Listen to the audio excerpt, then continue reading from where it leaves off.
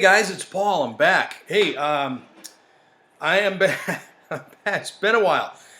Today I wanted to do a video on the Fender harmonicas. Now these have been out for a little while, but I don't know. I don't know how much attention they really get in the harmonica world. But I received a call from Fender, or not a call, actually, a message from a guy that I know, a friend of mine over at Fender, who developed these. And he asked if I would look at them and maybe do a review, and invited me up to the factory. So I went up there and we talked quite a bit about these, actually, and what they did to what they had to go through to start down the harmonica path, and some of the plans for the harmonica thing, which I don't even know if I can share some of that, but. Anyway, he gave me some of their harps to actually do a review on. So I told him I would do that. So here we go. Okay. The first harmonica the one that I was just playing, is actually the one that I like the best. For me, it's the Blues DeVille. It's made in China, okay? But the first thing that struck me right off the bat was how heavy it is. It's actually really beefy, kind of heavy instrument. It's not cheap feeling at all, and it's very substantial in your hand. So the interesting thing is that it's very, very much like a marine band. So I've got one of my deluxes here, and if you look at them, let me see if I can get this right. But if you look at them, if you look at the profile of these two, very, very similar. In fact, quite similar. So the DeVille has, but I can tell you the DeVille is actually heavier. So heavier in my hand than my Deluxes. It's got vented cover plates, steel cover plates, powder coated black, and they've got the key stamp on there. On the front of the comb, let me see if I can get that. The front of the comb, right there. Okay, front of the comb, and on the top cover plate. It's all screw construction, so it's held together with screws. ABS plastic comb, which is interesting because this thing feels the comb itself feels very sturdy. It's not like. You know how you get some of the plastic combs on some of these instruments, and you can just kind of feel they're brittle. This one, not at all. So, and also if you take it apart, you poke around in there a little bit, you start to see that they did a great job on the inside too. So, phosphor bronze reeds. So the only thing that I can't really answer for is how long they will last. I haven't taken this thing to task. I haven't actually given it the full run through, but initial playability and initial response to this of mine is very, very positive. $30, $30 price range. So I like that too. So not bad at all. It also comes in a vented plastic case with a polishing cloth. So there's the vent in the back of the case. Allows it to dry out after you're done playing it. So not bad. I really like this. I think this is a great alternative to some of the more expensive stuff that's out there that probably doesn't even play as well. All right, so the next one, this is also a Chinese instrument. It is the Blues Deluxe. This is their entry-level beginner model. And it's got the steel cover plates, stamped key signature on the top. Don't know if you can see that, but let's see, right there. Okay, and on the front of the comb, inset reed plates, much like the Special 20. In fact, if you look at this thing, aesthetically it looks. And the design-wise, in terms of its design, it's very much like a Special 20. Inset cover plates, or inset reed plates, which makes it nice and airtight, and it's all screw construction as well.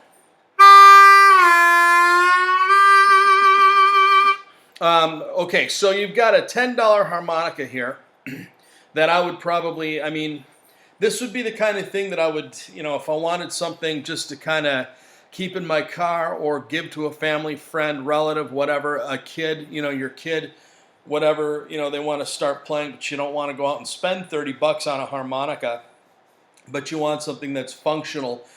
This is a great alternative. I've played and owned some of the other $10 offerings out there on the market, and I can tell you, I think this thing beats them hands down.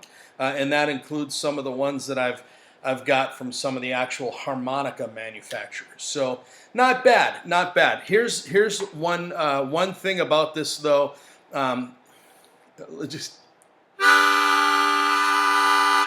So open chords.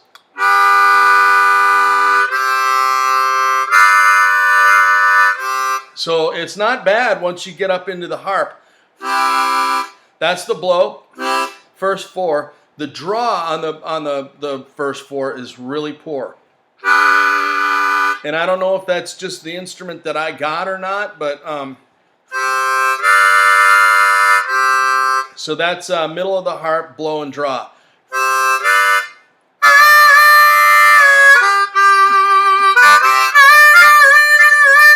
So not bad for 10 bucks. So I think it's a great. This would be really. I think so. I wouldn't say it's like a. It's I don't know. It looks like a special 20, but it's a $10 harmonica. So you got to remember that you're gonna get a high quality $10 harmonica that plays very well. But I don't know how long it would last, and you know how that. I can tell you this: just the quality-wise for both of these instruments coming from China, I was very, very surprised. And one of the things that I can say about that is that Don actually told me, when we sat down and we were talking about the Chinese instruments, he personally visited something like 7 or 8 different plants in China. Just to make sure that the quality was where they wanted it. So they were very selective about the plant that actually builds these. So they really, took care to make sure that there was quality, and still being able to maintain the price point. So you've got an entry-level model, and then you've got an intermediate to even professional grade instrument here. You could gig with this instrument very, very easily. Okay, so that's the Chinese stuff, and then of course we have the German stuff. I've got one model here to show you. It is the Midnight Special. Okay, it is they did something else, and I thought that this was the smart thing to do. I was really thought this was a good thing for them to do, but they actually partnered with Seidel on the German stuff. So. Obviously they picked a good company to work with. So you got the Midnight Special, German instrument, comes in, the requisite Seidel style box. And inside the box, of course, you've got the harmonica and all the things that we're used to getting when we, buy from a Seidel instrument. So you've got the leather pouch with Fender's brand on it, and then you've got the branded polishing cloth Fender, and then obviously the instrument itself. One of the things that'll hit you right away is the aesthetics of it. It's all black, so it's a Midnight Special, and in keeping with that motif, the instrument is all black. So it's got black chrome cover plates, and I wish I could do this, do it justice how it looks, but black chrome cover plates, the steel reeds, and all screw construction. This is basically a Blues Solist Pro, if you're familiar with that model from Seidel.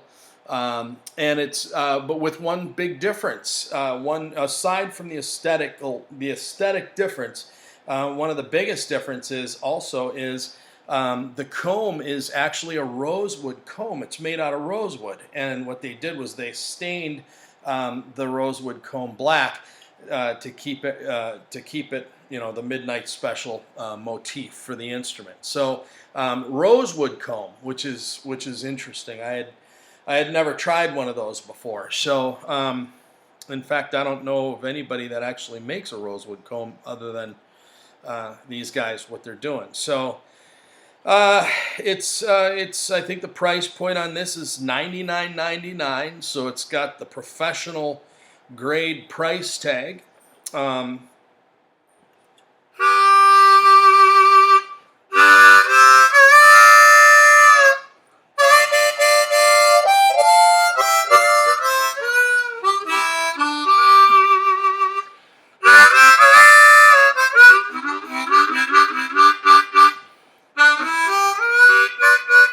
All right.